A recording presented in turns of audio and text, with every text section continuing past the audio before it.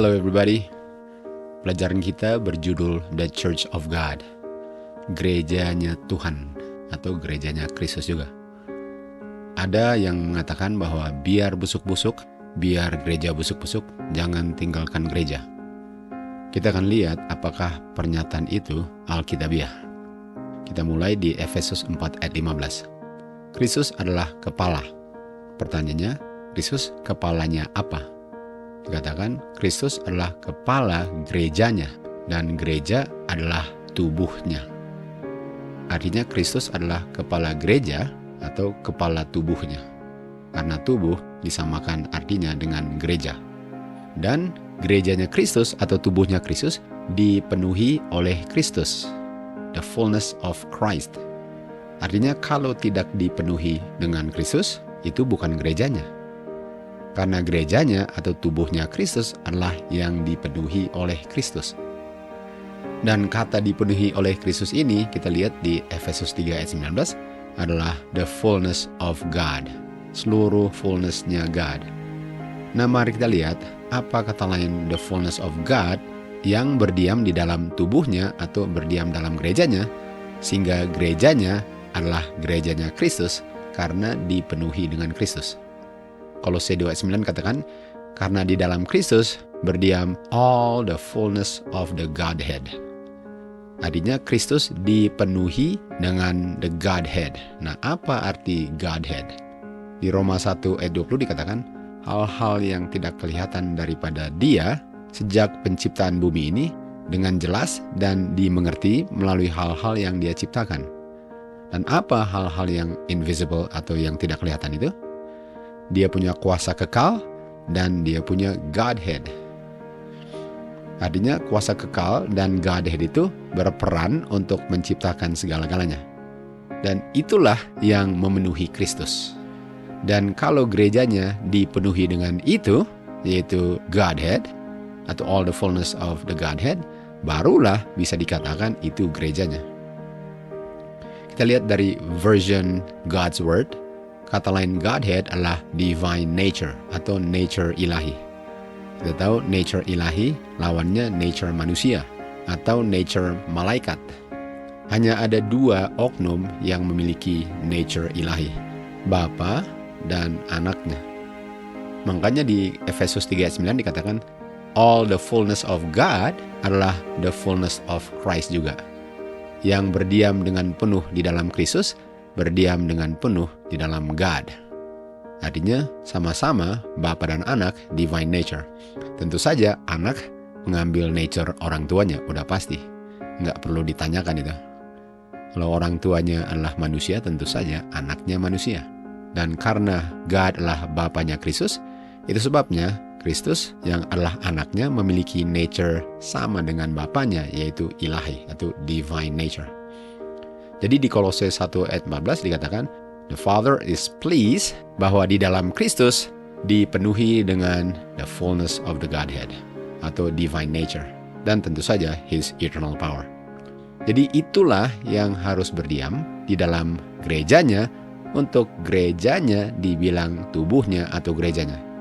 Kalau the fullness of Christ tidak berdiam di dalam yang mengaku sebagai gerejanya, yang mengaku sebagai gerejanya hanyalah gerejanya dalam pengakuan atau nominal. Karena yang membuat gerejanya adalah yang berdiam di dalam gerejanya. Mari kita lihat apa yang berdiam dengan sepenuhnya di dalam Bapa dan yang juga berdiam dengan sepenuhnya di dalam anaknya. Yohanes 5 ayat 26 dikatakan, Bapa memiliki kehidupan di dalam dirinya sendiri. Sehingga Bapa memberikan kepada anaknya agar anaknya juga memiliki kehidupan di dalam dirinya. Nah, apa ini kehidupan yang berada di dalam Bapa dan juga berada di dalam anak? Yohanes 6 ayat 63 dikatakan, kehidupan adalah roh. Artinya Bapa memiliki roh di dalam dirinya dalam kepenuhannya, dan anak juga memiliki roh dalam kepenuhannya karena anak menerimanya dari Bapa. Nah, apa ini the fullness of the Godhead yang berdiam dalam anaknya? Kita baca, itu adalah roh. Mari kita buktikan yang memenuhi Kristus dengan sepenuhnya adalah roh. Di Yohanes 3 ayat 34 dikatakan, Bapa tidak memberi rohnya kepada anaknya dengan diukur-ukur. Artinya Bapa memberikan rohnya kepada anaknya tanpa diukur-ukur, artinya dengan sepenuhnya. Artinya gerejanya Kristus hanyalah gerejanya Kristus kalau gerejanya dipenuhi dengan rohnya Bapa yang adalah rohnya Kristus. Kalau rohnya Kristus tidak berdiam di dalam gerejanya yang mengaku sebagai gerejanya, tentu saja gereja itu hanya mengaku sebagai gerejanya Kristus, tapi kenyataannya gereja itu bukan gerejanya Kristus. Karena yang menentukan gerejanya adalah gerejanya Kristus, ialah rohnya Kristus yang adalah rohnya Bapa berdiam di dalam gerejanya. Kita baca di Bible Training School, March 1, penghibur yang Kristus janjikan untuk kirim setelah dia naik ke surga adalah roh in all the fullness of the Godhead. Jadi roh nubuat mengkonfirmasi bahwa the fullness of the Godhead yang dimiliki Bapa dengan sepenuhnya dan yang diberikan kepada anaknya sehingga anak memilikinya dengan sepenuhnya adalah rohnya mereka.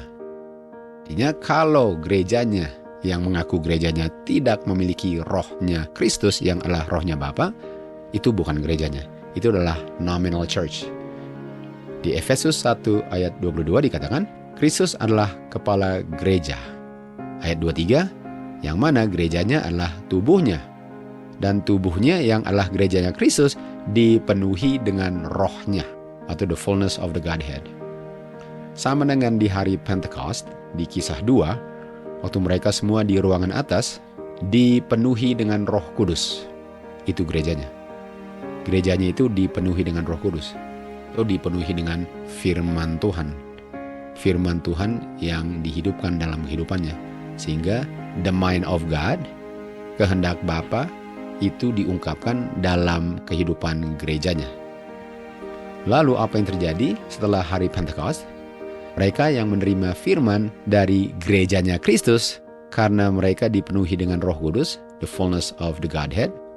Orang-orang yang menerima pekabaran itu pada hari yang sama sekitar 3.000 orang ditambahkan kepada mereka. Dan mereka ini gereja, artinya ditambahkan ke gereja.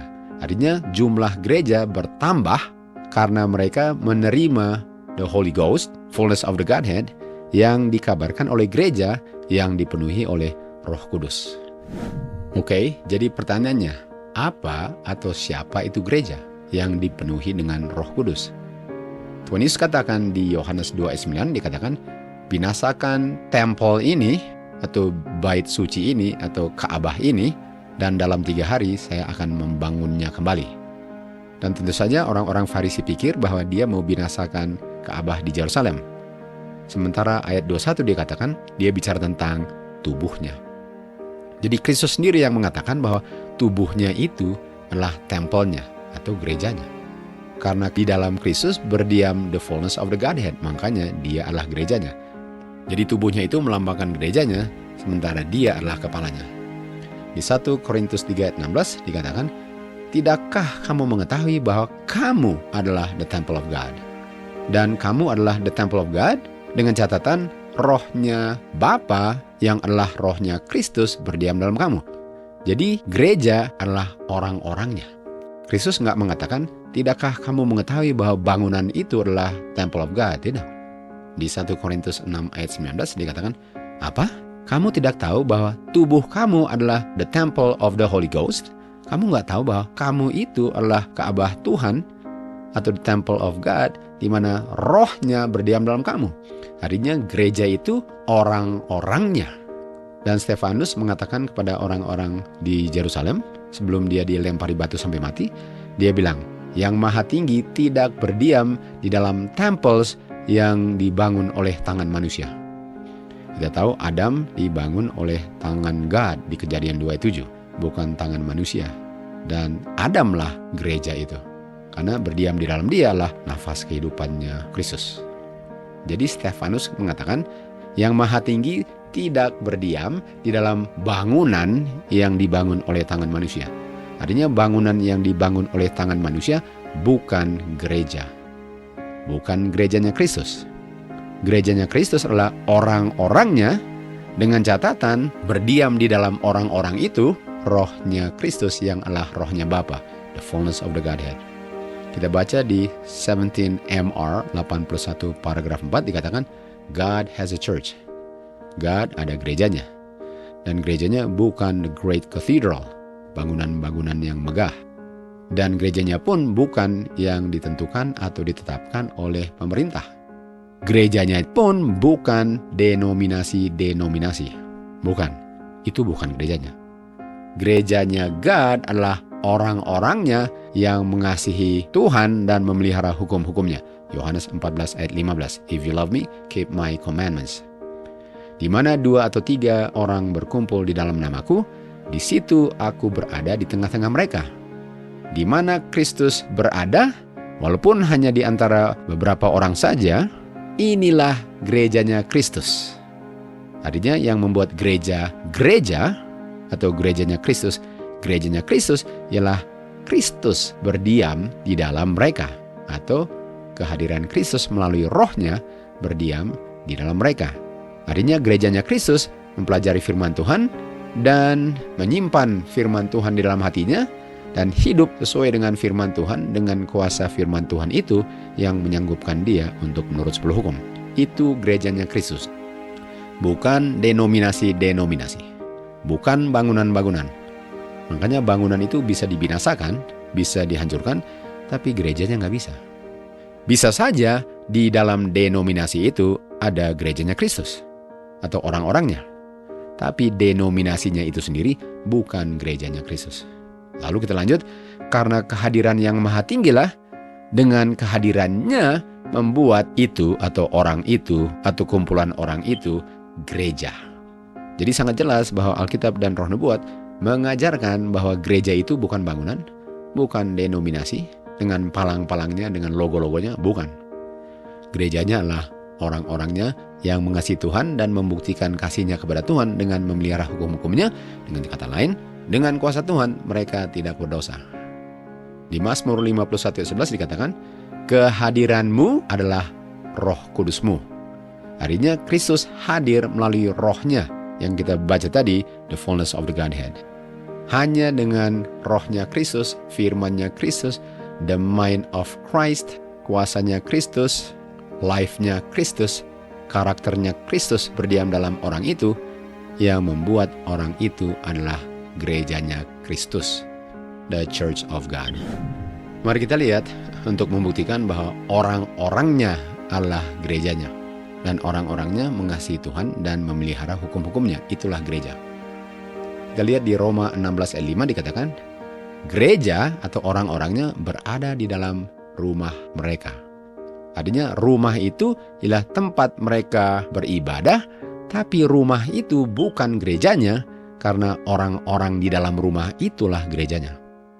Filemon 1 ayat 2 dikatakan, gereja berada di dalam rumah atau berada dalam bangunan. Bukan bangunannya gerejanya, tapi orang-orangnya gerejanya. Karena kita tahu Kristus datang dan mati mau menolong orang-orangnya, bukan bangunannya.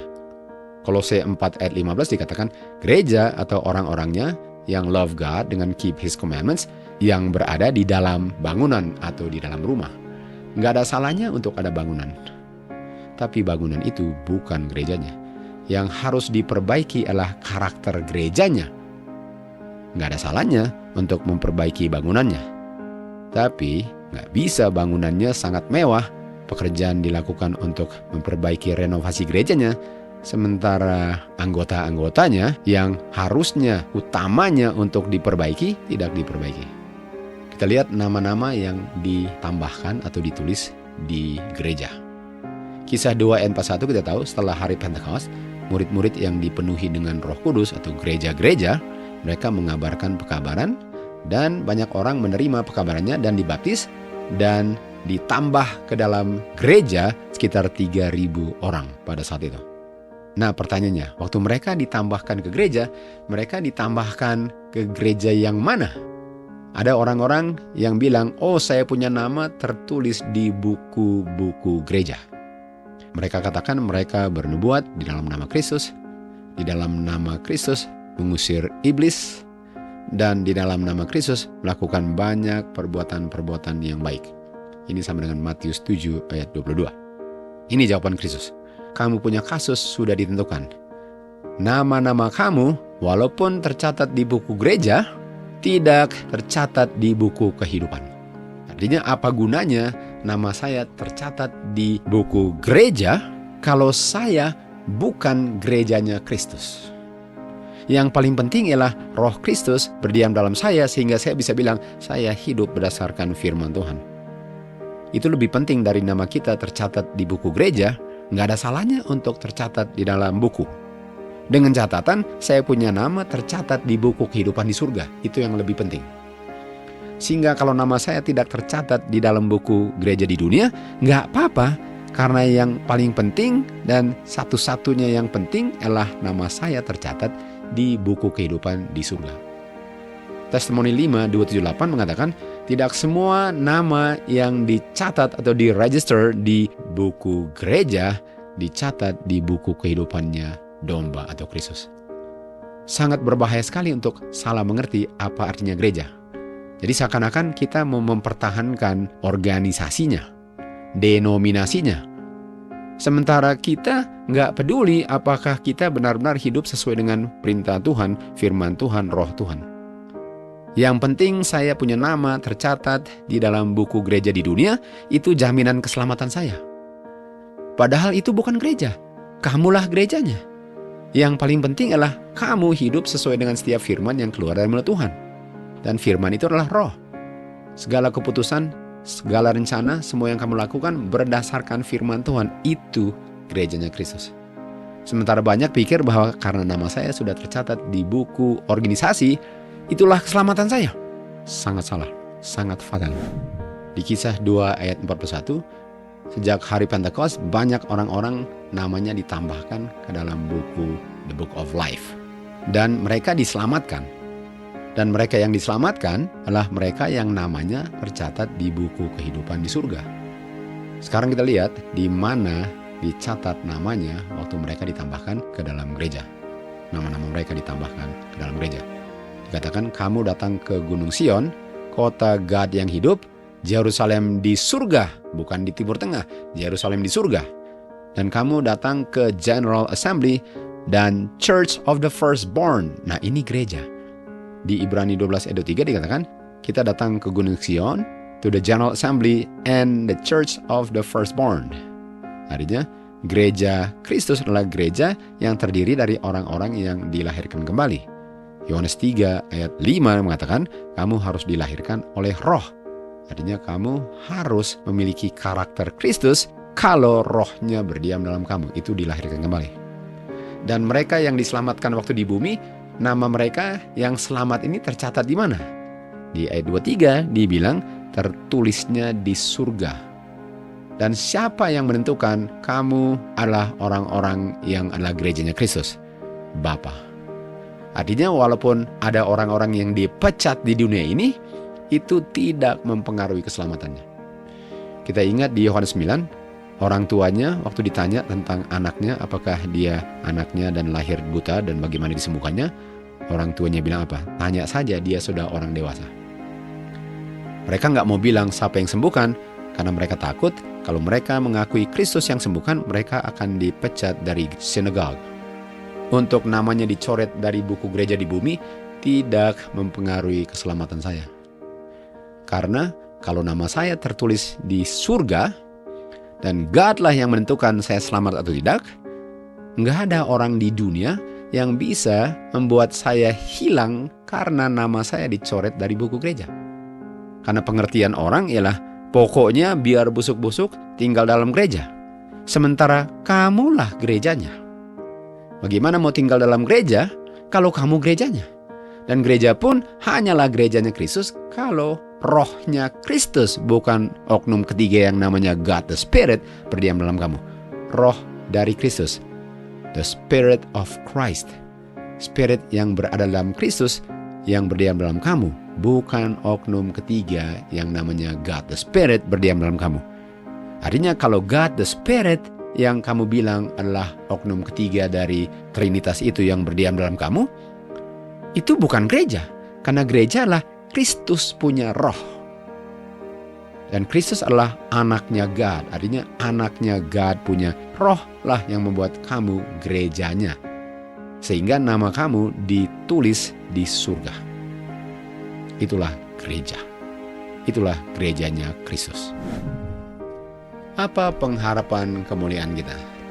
Di Roma 3 ayat 23 dikatakan, semua telah berdosa, semua telah melanggar hukum Tuhan, dan come short, sudah kehilangan kemuliaan Tuhan. Kenapa mereka kehilangan kemuliaan Tuhan? Karena mereka berdosa. Apa dosanya? Mereka percaya firman-Nya setan melalui ular. Dan kita tahu firman adalah roh. Artinya mereka menerima rohnya setan dan menggantikan rohnya Kristus yang menciptakan mereka untuk berdiam dalam mereka. Sehingga mereka nggak bisa dibilang gerejanya Kristus kalau mereka sudah menerima rohnya setan yang meragukan bahwa Kristus adalah anaknya God di Matius 4 ayat 3. Jadi terang kemuliaan yang diberikan kepada Adam yang menutupi dia sebagai jubah lenyap setelah dia berdosa. Karena terang kemuliaan itu yang adalah jubah yang menutupi dia nggak bisa menutupi pelanggaran dan dosa. Artinya nggak bisa orang yang masih berdosa lalu diberikan jubah, lalu dia memakai jubahnya sementara jubahnya menyembunyikan dosanya. Dosanya harus diberikan kepada Kristus dulu dan tidak berdosa lagi untuk mempertahankan jubahnya. Artinya dosanya harus diberikan kepada Kristus dan dia menerima jubahnya, dan dengan tidak berdosa jubahnya bisa dipertahankan. Karena dosa membuat kita kehilangan kemuliaan atau jubah putih itu yang dilambangkan jubah putih. Jadi yang menyebabkan kita kehilangan kemuliaan adalah dosa. Artinya untuk memiliki kemuliaan yang mana akibat dosa kita kehilangan kemuliaan itu, ialah untuk tidak berdosa. Dan tentu saja untuk tidak berdosa harus rohnya Kristus berdiam dalam kita, firman-Nya, yang mana kita mentaatinya dengan menerima kuasa firman-Nya yang menyanggupkan kita untuk tidak melayani keinginan daging kita, tetapi melakukan firman Tuhan. Itulah satu-satunya cara untuk tidak berdosa. Dan itulah pengharapan untuk kita dikembalikan kemuliaannya. Yohanes 6:63 kita tahu perkataan-perkataan itu adalah roh. Artinya firman setan adalah rohnya setan. Sementara firman-Nya Kristus adalah rohnya Kristus. Artinya untuk dikembalikan kemuliaannya, kita harus hidup sesuai dengan firman kehidupan atau rohnya Kristus yang keluar dari mulutnya. Yohanes 14 ayat 10, Kristus katakan, Bapa berdiam dalam saya. Dan perkataan-perkataan Bapa lah yang berdiam dalam saya. Atau rohnya Bapa lah yang berdiam dalam saya. Dialah yang bekerja. Artinya Kristus sebagai manusia tidak pernah berdosa. Dan itulah contoh bagi manusia bahwa manusia bisa tidak berdosa kalau rohnya Bapa yang adalah rohnya Kristus berdiam dalam kita juga. Jadi kita bisa menang seperti Kristus menang, karena Kristus menang karena roh Bapanya yang menuntun kehidupannya dan dia menyangkal dirinya dalam segala hal, sehingga dia hidup sesuai dengan setiap firman yang keluar dari Bapanya. Demikian juga kita. Kita bisa memperoleh firman roh itu melalui anaknya. Itulah pengharapan kemuliaan kita. Di Efesus 3 ayat 19 dikatakan, agar kamu atau gereja bisa dipenuhi dengan all the fullness of Godhead, atau all the fullness of God, yaitu rohnya Bapa dan rohnya Kristus. Dan dengan demikianlah kita bisa dikembalikan kemuliaannya yang hilang gara-gara kita berdosa dengan menggantikan firman Tuhan dengan firman setan penipu itu. Dan apa pengharapan kemuliaan kita untuk kembali ke Taman Eden nanti di bumi dan langit baru? Kolose 1 ayat 27 dikatakan, Christ in you. Christ bukan tubuh kemanusiaannya di dalam kita, tapi rohnya Kristus, the fullness of the Godhead. Kita partake daripada dia punya roh kudus sepenuhnya untuk kita bisa menang sebagaimana Kristus menang. Pengharapan kemuliaan kita adalah Christ in me. Itulah saudara dan saya punya pengharapan untuk benar-benar bukan hanya mengaku sebagai gerejanya, tetapi benar-benar adalah gerejanya karena Christ in me, Christ in you.